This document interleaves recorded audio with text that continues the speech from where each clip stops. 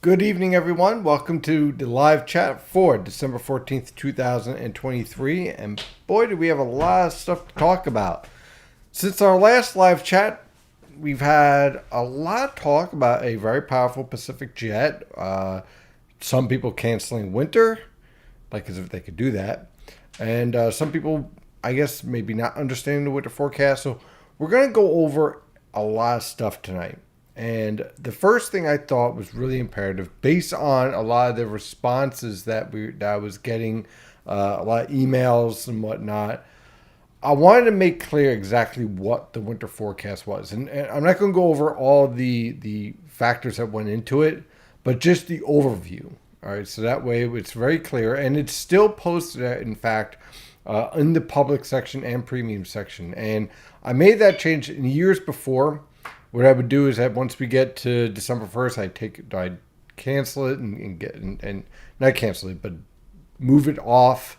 Only premium members can find it. But I found that somehow people would misunderstand what I was forecasting and whatnot. So what I've decided to do is leave it up for the entire winter season. And then that way it keeps me honest and keeps the discussion honest. And I say keep me honest because what I wrote on October 17th is there in black and white. And if things don't evolve the way I thought they would, it's going to be there for us to talk about and to discuss what changed and see what I missed. And if things are evolving properly, we can evaluate where we are and what I thought was going to be at this point. So that way we have a really clean and an upfront discussion about this. And that way you don't go back and forth. Well, he said this and he said that and I meant this. So let's go and start with that first, because I think that's really important. That way we understand exactly what the forecast was. So for December, what was I expecting?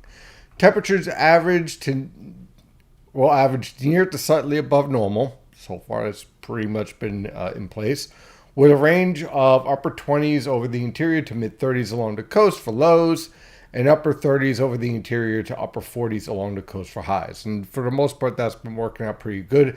Again, this was issued on October 17th. Liquid precipitation will range from 2 inches over the interior to 5 inches along the coast. That's pretty much been panning out as expected. This period will be the least likely to feature winter storms. Snowfall potential will range from 5 inches over the interior to an inch along the coast. So again, we're not done with the month yet, but that's pretty much what's been evolving this month. And of course, I put in red because constantly everyone was asking me about White Christmas, and they still do. This potential is naturally low at around 10%. This year, it'll be around 5% over the interior and 1% on the coast. So again, this was talked about on October 17th. So we can adjust those percentages now to like 3% over the interior and 0% on the coast for snow on Christmas Day based on what we're seeing right now. If you want to say snow on the ground, you can still say 5%, 1% based on what we're talking about in just a couple of minutes. But you kind of get the idea. Then January would be the start of the step down. Temperatures will average near normal with a range of upper teens over the interior to mid 20s along the coast, lower 30s over the interior, and lower 40s along the coast for highs. Those would be the ranges. Liquid precipitation will range from 2 inches over the interior to 5 inches along the coast. This period will feature an increased potential of winter storms, especially after mid-month. Snowfall potential will range from 5 inches over the interior to 15 inches along the coast.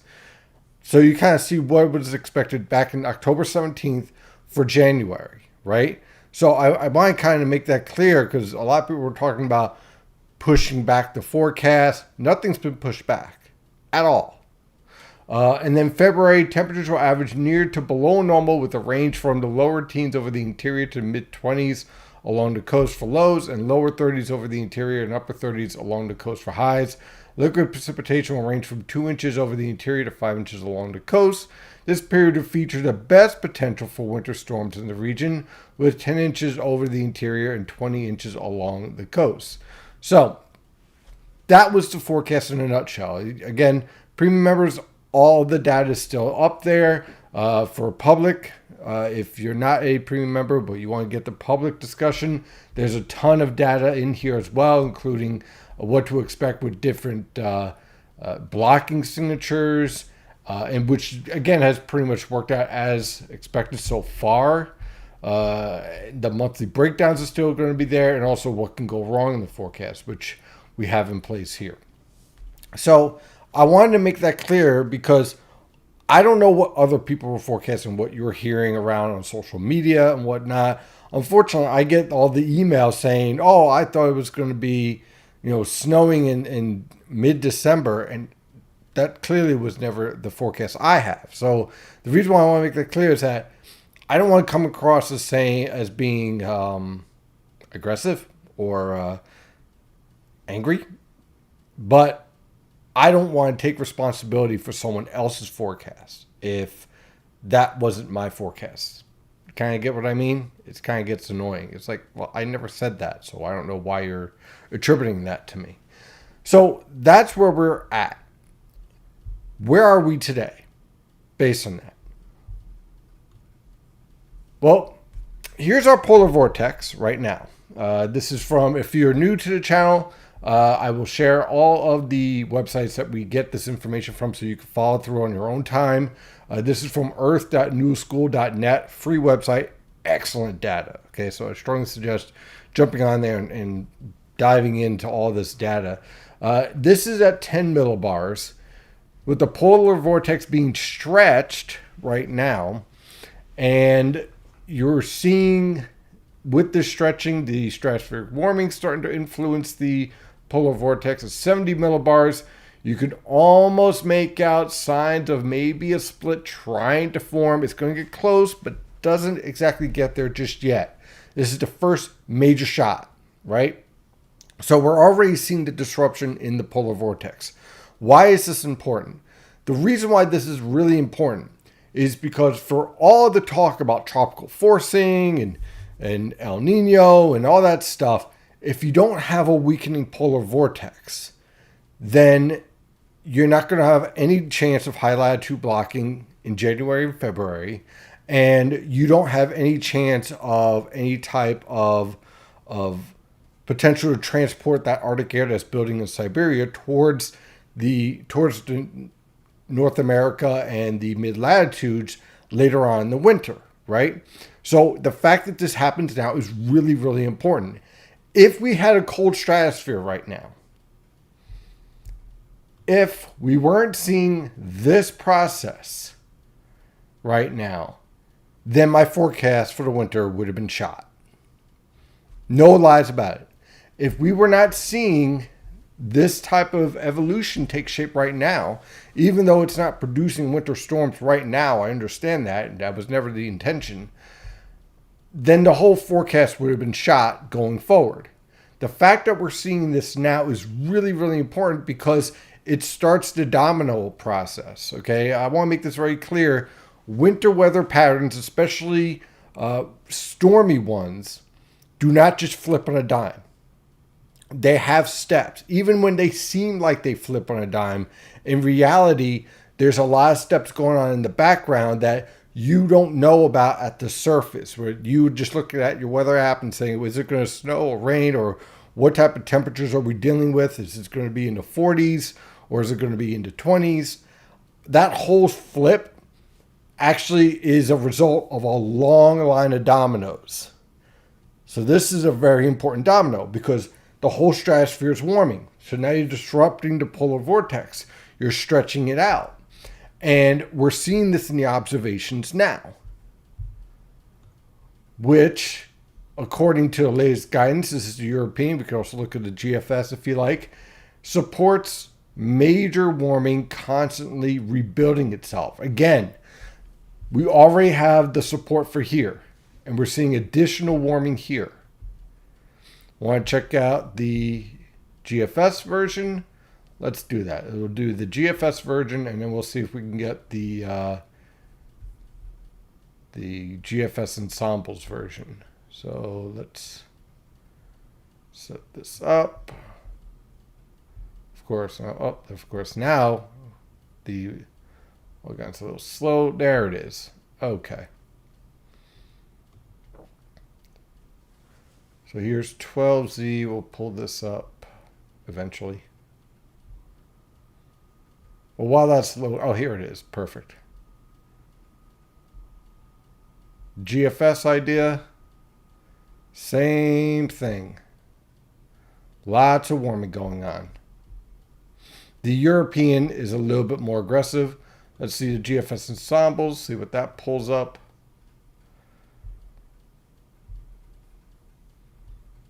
Same thing, same idea. So you're seeing the models catching on to this. And part of this is what we call the EP flux. We're transporting a lot of heat and energy from the mid-latitudes in the troposphere to the stratosphere. That's why we're seeing all this process.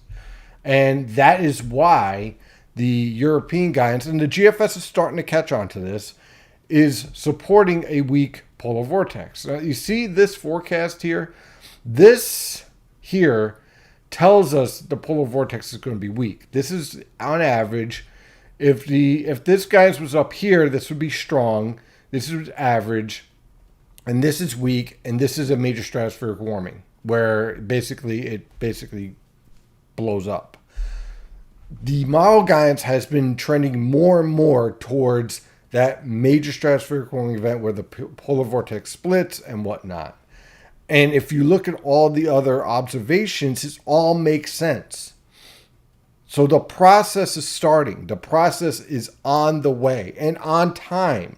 There has been no delay whatsoever. So when you take a look at this, take a look at the GFS guidance, you see this process taking shape, and you start to get this idea as this polar vortex is being stretched and pulled, it's starting to feature some indication of possible split. This right here flips into here. So if this drops down here, you get your supportive negative EPO pattern. This feature here starts to support your block, and things start to evolve. See it also here on the European guidance, same setup. But while this is happening in December, you end up with a generally mild pattern. Now, what do I mean by mild? I mean that we're not going to see much in the way of Arctic air. And if we do, it's going to be transient shot, which is typical of what we see in December during El Nino years, which is why I put 1% for a white Christmas, because even if you get storms, it's going to be hard to get that cold air to work in, right? So this whole process is creating this domino effect, which is why we're at where we're at. So that's the stratosphere. What about tropical forcing? Because there's a lot of talk about that, right? Well, the forecast was to support a east base El Nino shifting to central base. And there's been a lot of debate about whether it's strong and whatnot. We'll talk about that in a second. Clearly, though, we've seen the shift. It's as clear as day. We've been talking about this for months. What have we been saying? Watch the subsurface. And that's essentially what I was using to guide the forecast to go shifting into this position. And this increases the potential for your convection to stay around the dateline. The dateline influence is superimposed over the MJO influence. So with the strength of this El Nino, what are we dealing with here? Is it a super El Nino? Well, if we just go by temperatures, yes. If we go by forcing, no. This has been a very unusual El Nino in that respect. You can talk about climate change. Maybe that's a factor because the rest of the Pacific is warmer. There's a lot of things that we have to study that we're going to be studying for a while now.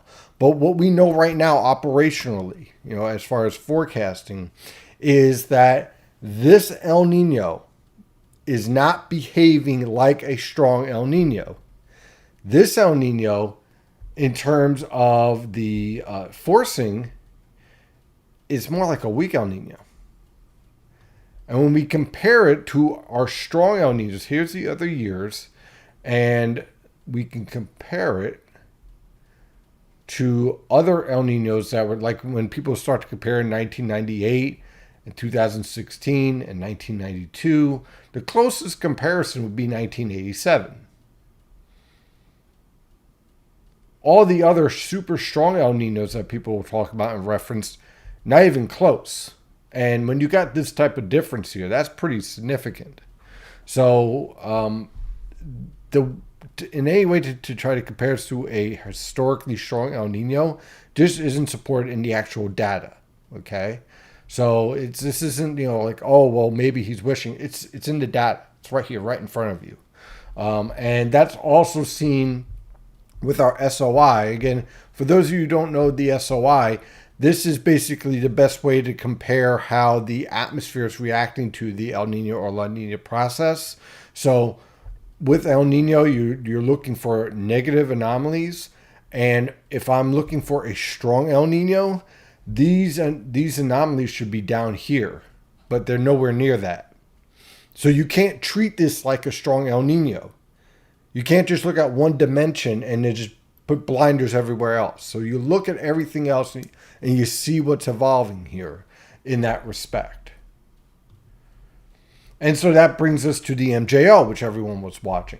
So why are we developing this strong jet streak? Well, the MJO went through phases 3, 4, 5, and 6.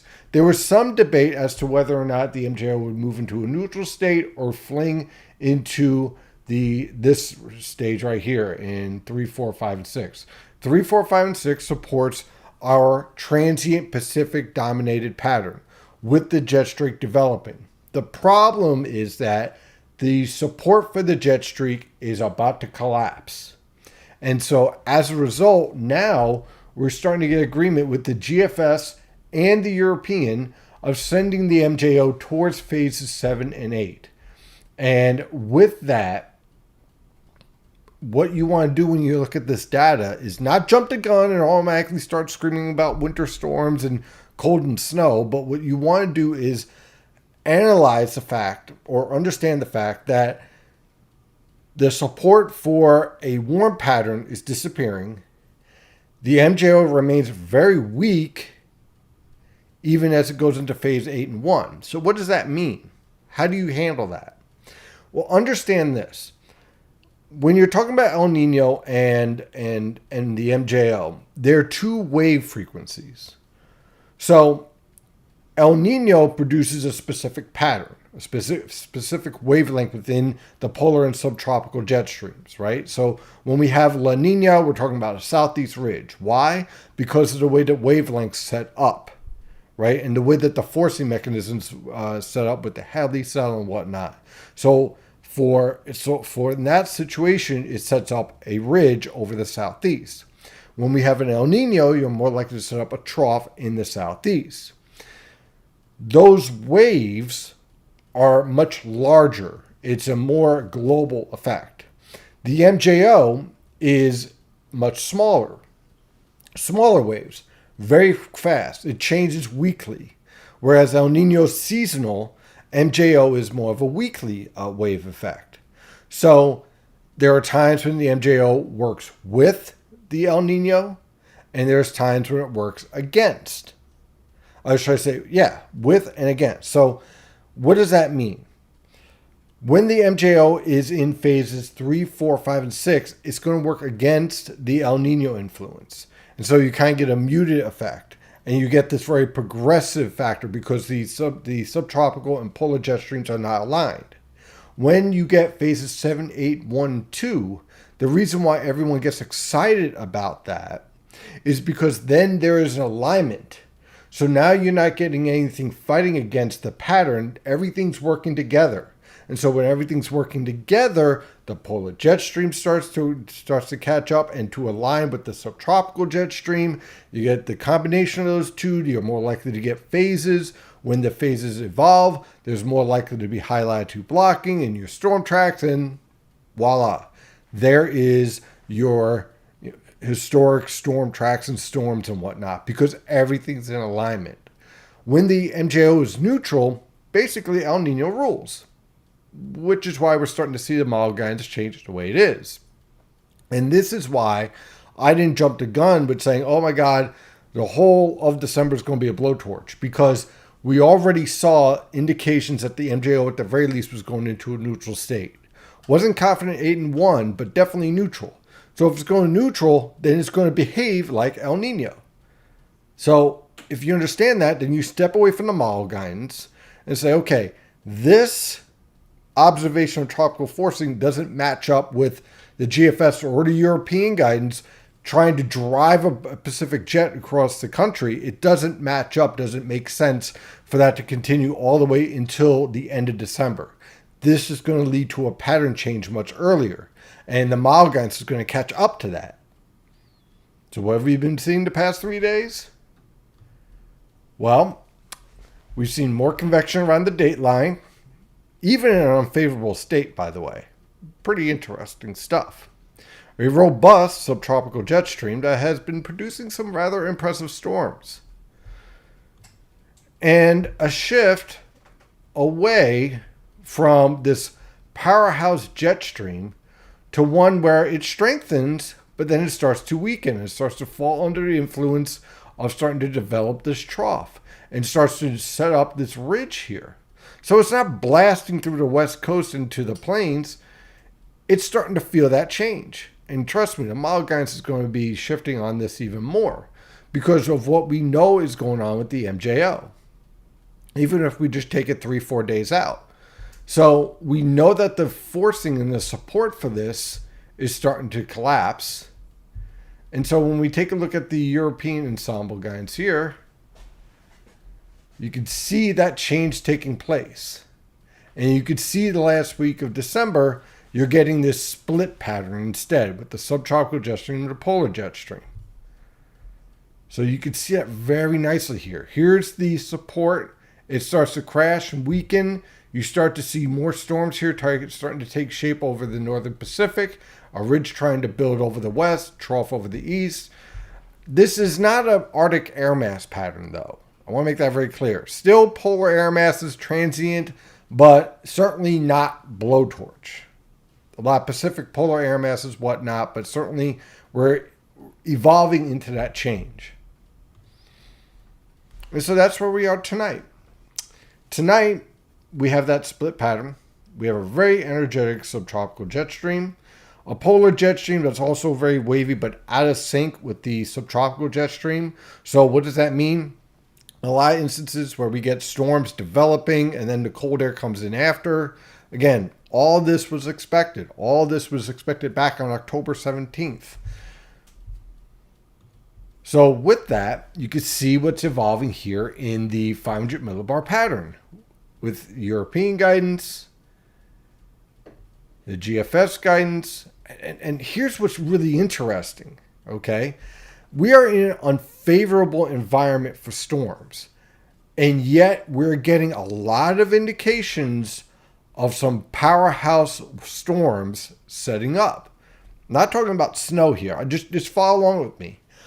An unfavorable environment in the subtropical jet stream because we have a competing MJO that's supposed to be fighting against the El Nino influence, and yet we're getting these very impressive, strong short waves in the subtropical jet stream, producing impressive storms along the Gulf Coast that try to head up the coast. You get the polar jet stream to line up just right, and then things get very interesting. And that's where we're heading towards. And I could say with confidence that's where we're heading towards because of what's happening in the tropical forcing and in the stratosphere, and all of it is occurring on time. And so for tonight, we see our warm air transport. Why am I showing you this? Well, this is a great example of in this pattern where we're in phases 3, 4, and 5, where the polar jet stream, where the polar air masses are transient, but they've been pretty strong. I mean, they haven't exactly been lackluster. When they come in, they have a punch to them, but they're just not supported. But it's good. The reason why we want to pay attention to that is that we're getting a better idea of what type of polar air masses that we're dealing with when they're sustained. And then we'll talk about the Arctic air masses when we get to that point in January and that transport that sets up. So that's where we are tonight. And now we're talking about our storm for this weekend. Progressive storm already starting to organize here. On the water vapor satellite picture, you see the shortwave in subtropical jet stream, shortwave in the Pacific here, coming in, getting ready to interact. Earlier phase, but we're seeing this shift in the guidance of a further east track. I want to be really careful with this track, though. 12 hours ago, the 0Z guidance last night had this phase happening in the Tennessee River Valley and sending the storm track towards the Great Lakes. Now we're seeing that phase happening a little bit later on the coastal plain, which is interesting because there's a couple of dynamics here. There are two thermal gradients that will set up a storm development. The first one is along the coast between the tropical air and modified Pacific polar air mass on the coastal plain. And then the modified Pacific polar air mass and the pure polar air mass up here. So there's a fight between whether or not this phase is going to happen closer to the coastal waters here or up here. So I think this gets resolved in the next 24 hours and we just lock in completely. But this is something that's going to be a major factor in the forecast because as this starts to interact, it has the potential to really bomb out. Impressive negative tilt. Again, all of this is happening without really sustained high latitude blocking over the northern Atlantic, which is very impressive. Here's your pure polar air mass and polar shortwave trying to catch up to this whole event. Can this catch up to this storm? This is going to have to move a lot slower for that to happen. So I don't think that will happen. But you can see, and pull up the temperatures here during that time period. That's a pretty vigorous polar air mass coming in. But right now I'm going to keep them separate. And with that, pretty strong jet streak that's going to be capable of transporting plenty of moisture into the coastal plain and pushing our precipitable water values through the roof. And that's what we're seeing here. Again, during the fall and winter, when you get precipitable water values pushing over 1 inch, it's going to be quite a bit of heavy rainfall. Then after this pulls away, now this question comes in. Okay, the polar shortwave dives in with all this interaction and tries to close off as another upper level low. I think this might be a little bit overdone. I do like the idea of scattered snow showers, though, on Tuesday, and that's in the forecast. But I'm not ready to go anything accumulating at all until I get better data on exactly what we're dealing with here. But you can see just how close we are to getting it, basically a triple phase here. But the reason why we probably won't is because of the lack of high latitude blocking in the northern Atlantic. If we had a negative NAO, forget about it. But again, wasn't expected for this time of year right now, but you can see a lot of the potential as we go forward of what can happen once you get just a weak negative NAO pattern in this whole environment that we have playing out here. And so what you end up with is this impressive storm. I think this might be a little overdone. I think we'll get a better idea. There's our polar air mass trying to catch up to the storm. It lifts northward, drives the cold air in towards the mid-Atlantic, and there's your scattered snow shower threat. I think this is a little bit more reasonable than the 12Z guidance that we were 0Z guidance that we were looking at this morning, where it actually produced snowfall, like accumulating snowfall. I talked about several inches. I think this is a little bit more reasonable, but I just don't like the idea of a closed upper level low yet. Get more data on it. We'll see how it works out. And in terms of the ensemble guidance, it's pretty much clustered on the coastal plain. So that's a pretty interesting shift here over the past 12 hours from everything being focused over the St. Lawrence River Valley to now everything being focused over the coast. This is the second time we've seen this, where initially 7 to 10 days out, there's a focus over the interior, and then all of a sudden everything shifts towards the coast once model guidance starts to get a better handle on the short waves involved in this pattern. Very interesting theme in the synoptic guidance on how to handle this pattern. So this is something to just keep in the back of your mind as we get through into January and February of how all this is evolving. So with that, I am going to take all of your questions. We already got quite a few already. And then we'll go from there. And of course, I'll go jump on to YouTube and anything on X. So let's see here. Funny how the Pacific Jet is really... let me go shift here. Okay, funny how the Pacific Jet is really amplified over the Pacific itself, still roaring across Asia, but I suspect what gets us in the cold phases is the opposite for other side of the globe, sort of how we get warming in the jet of doom when the vortex and cold air are pushed deep into Asia. It's an interesting process. Again, this process with the jet streak is driven by two factors. One, the thermal gradient that is set up over the Pacific, and two, the tropical forcing signals with the MJO wave. Once you get that MJO wave firing up in 8 and 1, what that does is cause the convection over the date line to explode. So let me go back here and show this image. So once we get into 8 and 1, the convection here really ramps up and really amplifies the subtropical jet stream and prevents the polar jet stream from running straight across, but instead you get a lot of wavelengths. So what we'll see with the jet stream breaking down and the warm signal ending is essentially the jet stream starting to become very wavy.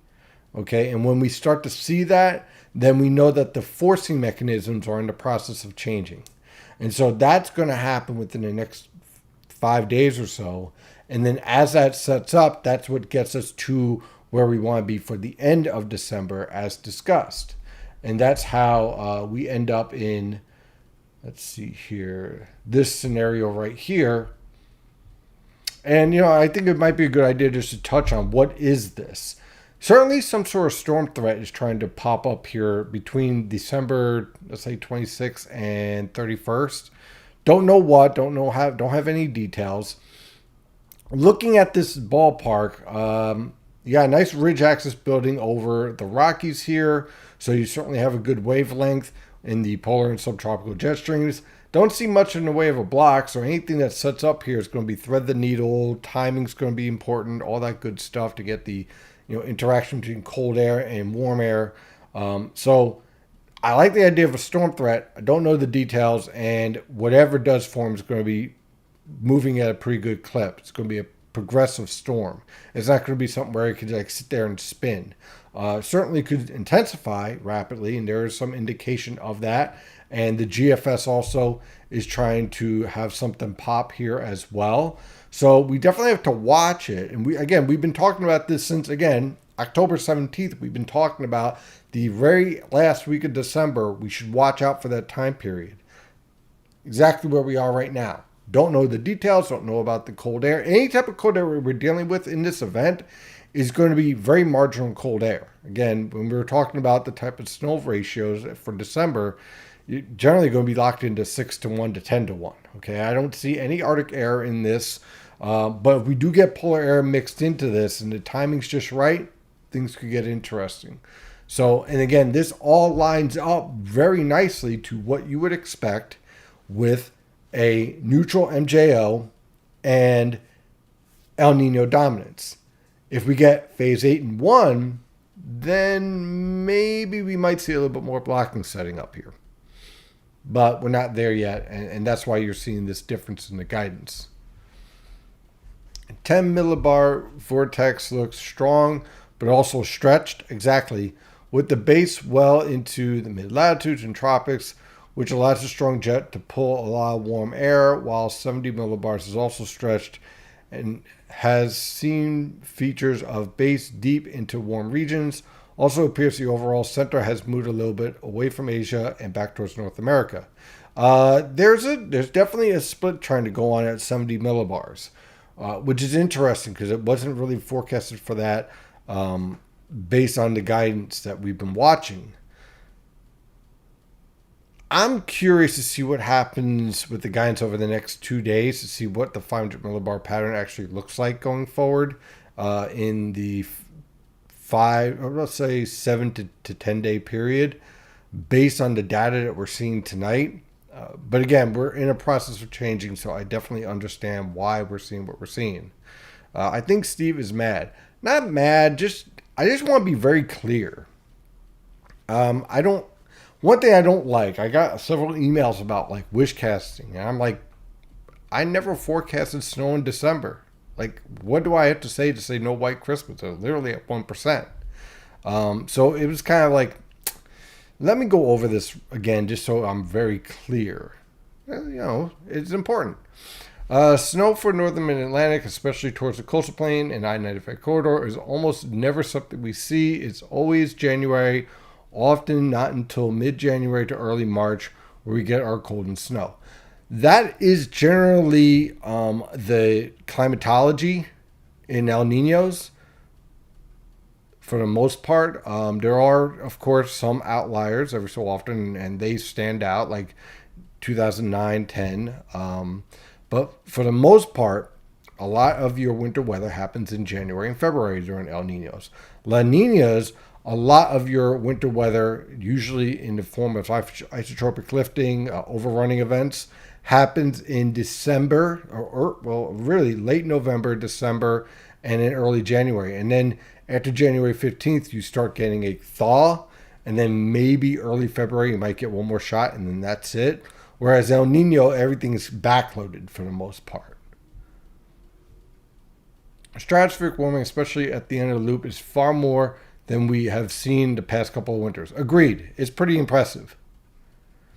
If the models are right, it also appears the warming will persist in the right spots for the cold air to head towards North America rather than Asia. So far, that's what it looks like is evolving. So far, so good. Tunga volcano, apparently a lot of the material aside from water vapor got blasted into the atmosphere as they did an underwater study and found almost a fourth of the sea floor mass on and around the volcano vanished in the eruption. Absolutely, I definitely would agree with that analysis. The volcano definitely has had an influence.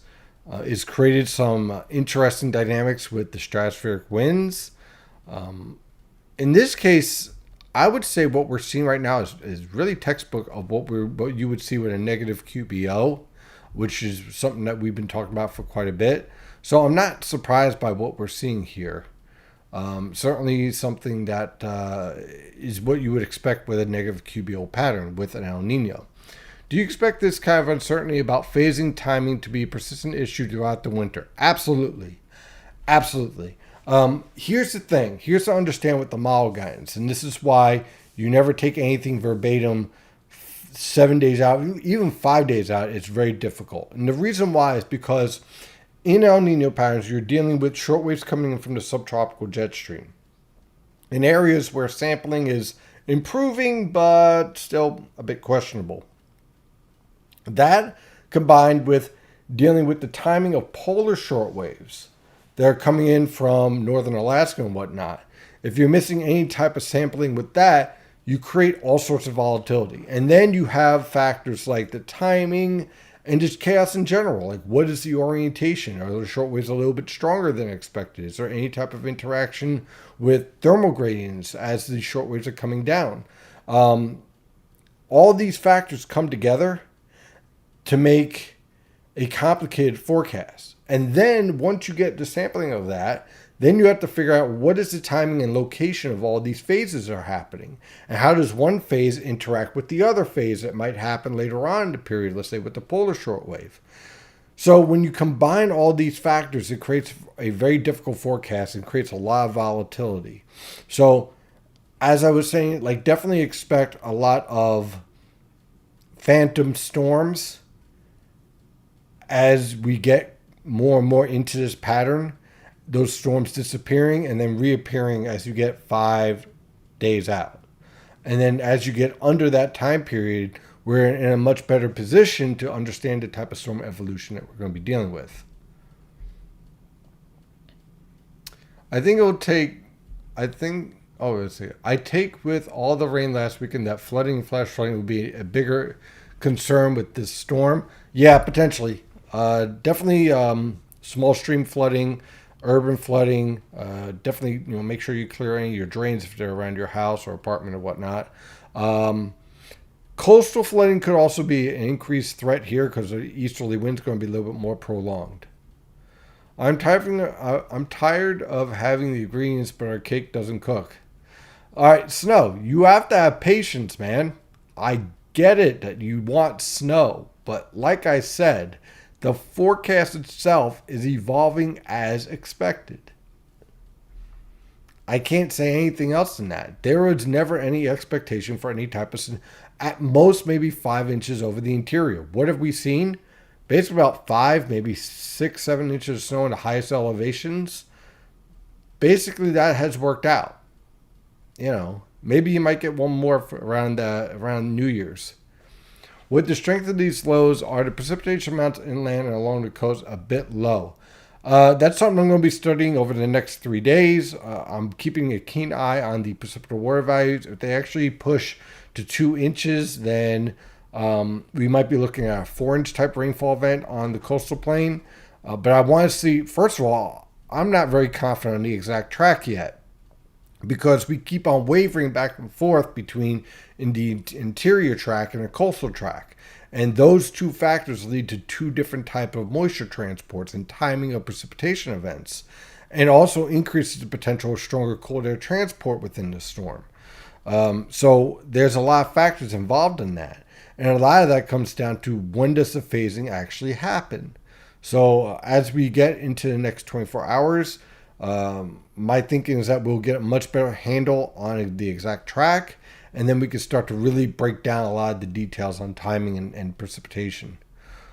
When you say heavy rain, are we talking like last weekend, 1 to 3 inches, 2 to 4, or heavier deluge type like September 29th and October 7th? The rainfall events we saw on October 29th and October 7th will not be repeated in these environments, because September 29th and October 7th had warmer temperatures. So you had warmer temperatures and more water to hold in the atmosphere. So your precipitable water values were pushing at 2.1, 2.5. So not that type of rainfall event. But certainly 1 to 3 and 2 to 4, yeah, I like that ballpark right now. The strength of the lows and the amount of precipitation with these storms would lead one to wonder if the precipitation amounts are low in the forecast. We definitely talked about that. Rob Allen asks, just an FYI, Steve's flood forecast has major stage on a majority of the coast. Yes. Yeah. I definitely like the idea of major to moderate on Sandy Hook. Yeah. A lot of that, though, again, depends on the evolution of the storm. And the reason why I say that is if the storm is further inland, then it might cut short the easterly wind component, whereas if it's on the coast, it might be more aggressive, more stronger. So something that I'm going to have to keep an eye on. Also, AT&T GFS ups game for coastal to hurricane strength gusts. Buying it, or will there be mixing and inversion issues? I think that I really want to see the mixing involved in that. And I think we get a better idea on that based on where the strongest lifting and dynamics are and how the trough tilts negative. I think that might be a bit aggressive. But again, that's because they're dropping the low down to like 973. Is that possible? Yes. But again, I kind of want to see how this phase is actually going to work out. I mean, not wait to the day it phases, but I want to see consistent run-to-run solutions. We keep on wavering back and forth. So rather than making any declarative statements, I want to see a consistent from 12Z guidance to 0Z guidance, the same solution and same way of working out the pattern. So that tells me, hey, look, there's better sampling. The model guidance is ingesting better data. We get a better idea on the timing of these short waves. And so now we're starting to get some consistency. Right now it's kind of windshield effect, just back and forth all over the place. What do you expect the winds to be along the coast? We'll work on that. Definitely sustain 10 to 20 miles per hour. Gusts over 30 right now. That's kind of the idea. If we get full mixing, then I'll definitely increase. Definitely check out the impact maps that are on the premium dashboard, as I'll have updates on that as I get more data. And the 0Z NAM just started. Well, do not look at the NAM yet. It is way too far out to use the NAM. When you use the NAM when you get under 60 hours, basically. Wrong guidance for anything else. Let's check out YouTube now. Holy smokes, there's a lot of activity there. Anything on XHUM? Not that I've seen. Okay. Oh. Okay. Let's see here. Cold air gets delayed each day like last year. Nothing's been delayed. All right, let's stop this discussion about cold air get delayed. If the forecast was for a progressive pattern through December, then nothing's been delayed. So whoever's telling you that cold air is coming in now, or Arctic air is coming now, doesn't understand the evolution of the pattern. It certainly didn't come from me.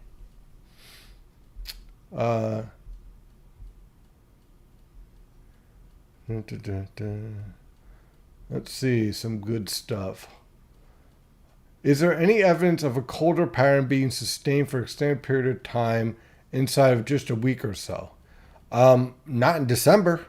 Again, January, February, far more support for that.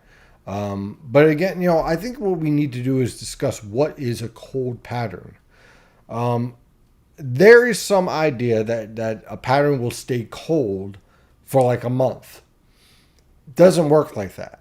What happens is that you get a cold wave, usually in a storm event. You get usually in a string of 3 to 4 storms, and usually you don't go beyond that point. There are some rare cases like 95, 96 where it was just a parade, like a Congo line of winter storms. But that's extremely unusual. Typically what you have is a setup of anywhere between 2 to 4 storms in a line within a active cold pattern, which usually lasts about a week to 2 weeks. And in that, you get waves of cold air. Even within that cold pattern, you'll get temperatures below normal and then pushing back to near normal, maybe slightly above normal, and then get knocked down again, and then you get your storm and whatnot. But there is this myth about sustained cold air in the northern mid-Atlantic. It doesn't really happen all that often. It's pretty rare. And when it does, it's usually cold and dry because usually it's an impressive Arctic air mass that just locks in. And the reason why is because of where we are located at, where we're dealing with the Gulf Stream, the Atlantic Ocean. You're dealing with a lot of interaction with the Canadian Maritimes, the Gulf Coast, and yes, the air masses from Canada and the Arctic, and also air masses from the Pacific. This is why in the northern mid-Atlantic it's a very stormy area because of all the different air mass clashes that you have here, which makes this part of the country very unique. So it's kind of like the whole white Christmas idea. It's more of a Hollywood idea than it is in reality. That's the truth behind it. It seems like colder air masses in northern mid-Atlantic have acted more stubborn than the guidance has illustrated the past month. They're definitely been stubborn. That is definitely true. And they've also been dry. Note the dew points. And this is really important because when you start getting moisture transported into these air masses and you get a situation where you're getting a changeover from snow to sleet to rain, the nature of these air masses and the dry nature of them typically ends up to being more of a colder, slower transition. So it's certainly something that I've been watching and seeing how that plays out. Let's see here. What other questions we have here? There's a ton. Let's see. Answer that one. What model has performed the best with evolution of Gulf systems? The European has been performing pretty well. GFS has actually improved quite a bit. Usually in these systems, when you're talking about the evolution, you want to use the ensemble guidance, both the European and GFS, and you get a pretty good idea. The AI guidance has been improving. There's been a lot of talk about that with Google and whatnot, depending on what they base it off on and what data they're ingesting. Also, the fact that we're getting better observations than we ever had. So that's certainly helping in us forecasting. Usually what I like to do is use a blend of ensemble guidance, and it usually puts me in the right ballpark, and then we go from there. This winter will be very similar to winter 93-94, especially in January through March, with record-breaking frigid winter and snowstorm. Can't say so yet, but we'll see how it works out. Do you think one of the reasons we have such a lot of thread the needle winters lately is due to the negative PDO? Is a positive PDO associated with colder and snowier winters on average? The PDO effect more has an impact on the Pacific Northwest and Southeast. It doesn't really have much of an influence on high latitude blocking in the Northern Atlantic. Now, when you have a positive PDO and an El Nino, it enhances the El Nino effect, but that doesn't necessarily guarantee more high latitude blocking. The reason why we've had difficulty with high latitude blocking the past 3 years or so is because of the QBO being in a positive state for the most part, which works against the potential for high latitude blocking to develop. What's your opinion of a second low forming with a negative tilt? I like the idea. I just need to get a better idea on the transition process and the location. Let's see here. So far, everything looks good. Everything looks good here. We got more questions. People are calling 40s a blowtorch. Ridiculous. It would be a blowtorch if it was in central Canada. 40s is pretty much, I'm not seeing like well above normal temperatures. In fact, let me see if I can pull up some data here. I got an idea. Let's see. What are we talking about in terms of an average? Let's see the EPS here. Okay. So the forecast for the EPS, we get this one shot here. This is from our storm. So this is clearly above normal. But then after that, we pretty much average, pretty much near normal, a little bit slightly above, but nothing that is blowtorch. When I think of blowtorch in December, I'm thinking 60s, right? Remember that one Christmas where it was like 75? That's a blowtorch, okay? This is, what did I say in the forecast? Near to slightly above average. This is what happens when you have Pacific and polar air masses fighting against each other.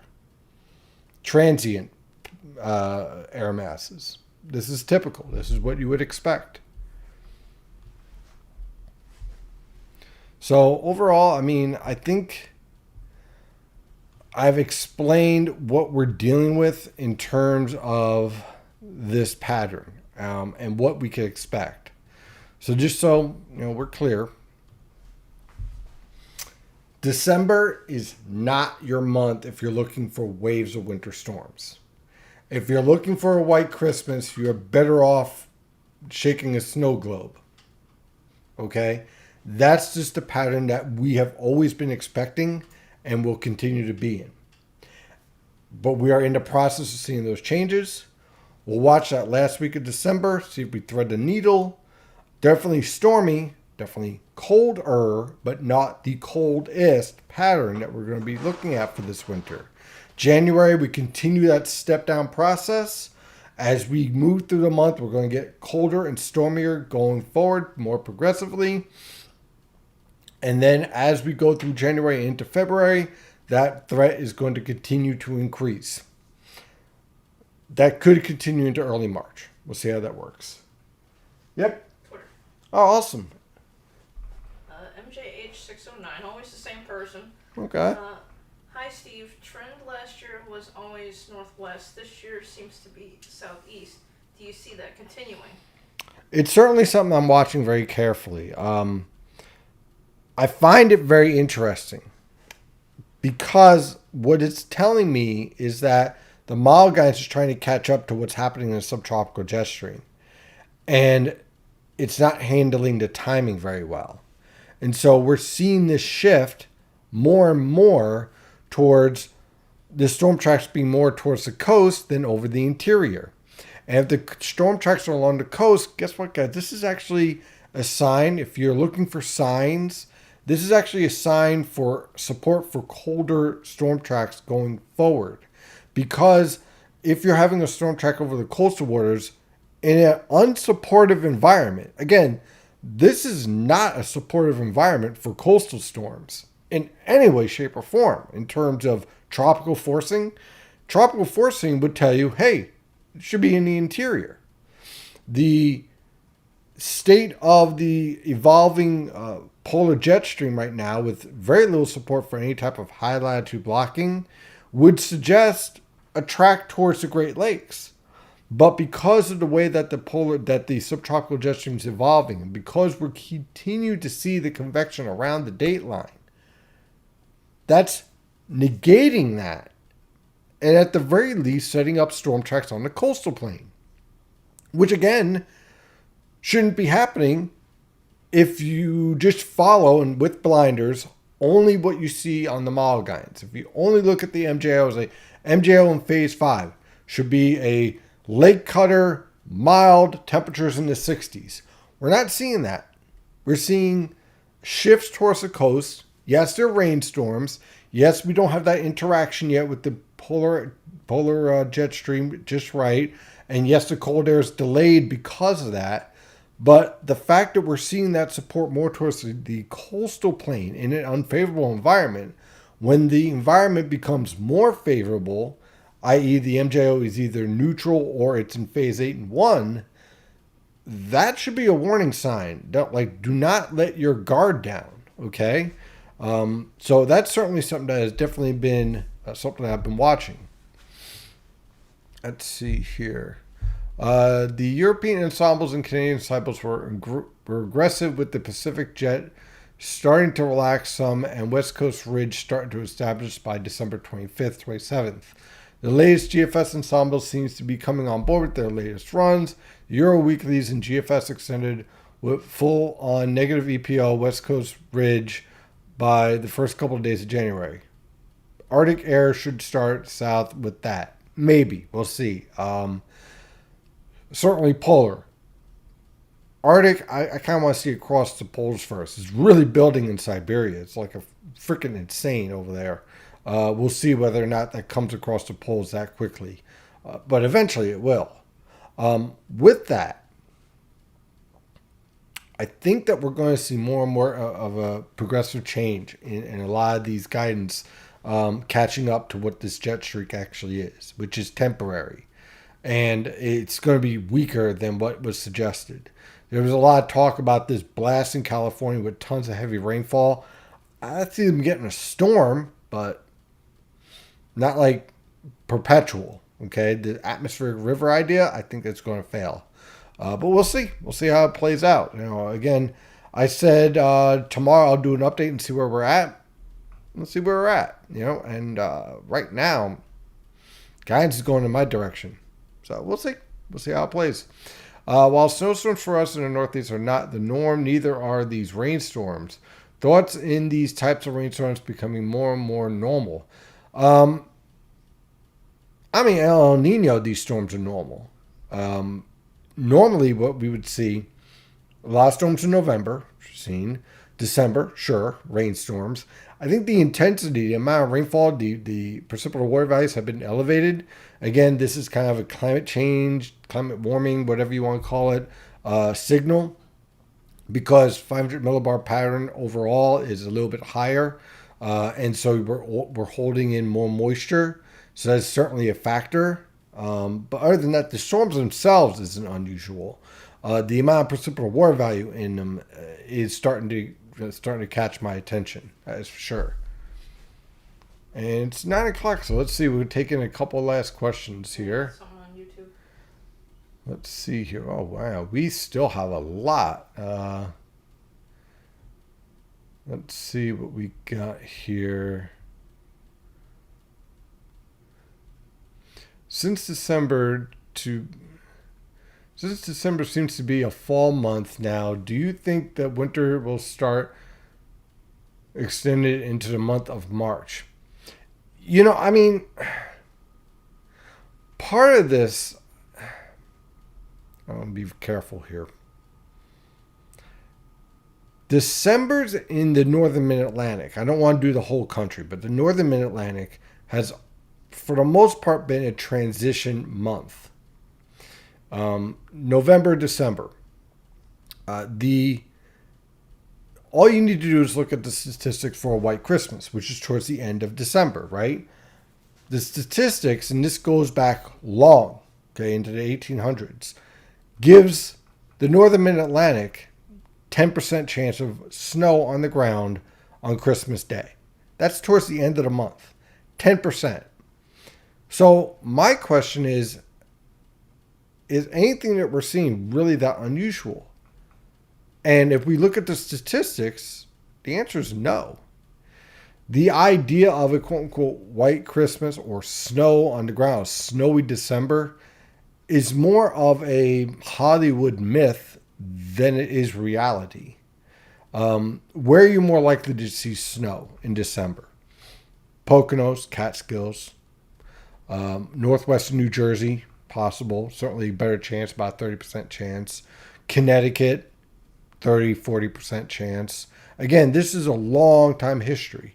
Then you get into New England, where some years you get no snow. Oh, it's actually part of one of my favorite Christmas movies, White Christmas. In some years, you get pounded, a lot of snow, right? So that's a bit volatile. So I don't really consider December a fall month. It's a winter month that is stepping down. That's traditionally stepping down. Sometimes you get cold Decembers, sometimes you get warm Decembers, but it's always kind of like that transition month. Kind of like when you look at the summer in June, where sometimes you'll get these rainstorms where you're stuck in the 60s, and then you get a shot of hot conditions, but really your heat waves are focused more in July and August, because then we reach that apex point with the 500 millibar heights. It's the same thing with winter. Winter starts to get more wintry. The month starts to get more wintry in December, and then January and February are the heart of your winters. And then early March, or as the Simpsons would call it, Smarch, is kind of one of those transition months again, where you can get snow, and then the next week it's in the 60s and everyone's sick. So I'm not seeing this quote-unquote seasonal shift. If you look at the actual data, yes, we're warmer. I'm not disputing that. But the overall themes really haven't changed all that much. The evolutions haven't changed all that much. So that's kind of where I stand in that. And with that, let's see, we got anything else? Let's see. The PV undergoes a major stratospheric warming that could really lock high latitude blocking. Possible. Yes, absolutely. Is Siberian snow growth still above normal? At this point, it's pretty much locked in. So everything's where it should be. But definitely pushed above normal for November. Let's see here. See how defensive certain characters on Twitter become over this specific jet. Yeah, I don't get the... And I wasn't being antagonistic on X. I was just like, I've been getting these posts about how winter's canceled from like everybody. I'm like, I guess not. That's all. I'm not saying anybody's forecast is horrible or anything like that. People have short memories. December has always depend heavily on. And so that is true. Definitely true. Parts of Europe had plenty of cold and snow. Just ask the folks in UK. Yep. Same thing happened when they refused to talk about potential of the El Nino becoming basin wide. Yep, agreed. You know, a lot of the things that I was told were not going to happen, which is why the forecast would be wrong, according to some, has happened, which is why I'm more confident than ever. The observations have all panned out the way I thought they would. This month has panned out exactly as I thought it would. So there we are. You know, have some patience. You know, definitely colder times ahead in January. Note, I'm not saying January 1st you're going to get a foot of snow, okay? I'm just saying that the pattern will continue to progress and we're moving in the right direction. That's what I'm saying. And that's where we're at right now. It's currently 9:05, and I am going to get some rest. So I hope I answered all your questions. I hope I provided a little bit of a understanding of what we're actually dealing with this pattern, what we have always been expecting, where we're at right now, how does that compare? I think we're in a good place. You know, don't worry about the people that just post a whole bunch of red maps. Don't worry, let them have their fun. Don't get upset. It's what they do. They enjoy it. I don't get it, but they do. Hey, that's what they enjoy. God bless them. In the meantime, we'll stick to the science, the observations, and we'll go from there. In the meantime, have a wonderful night, and as always, stay safe out there.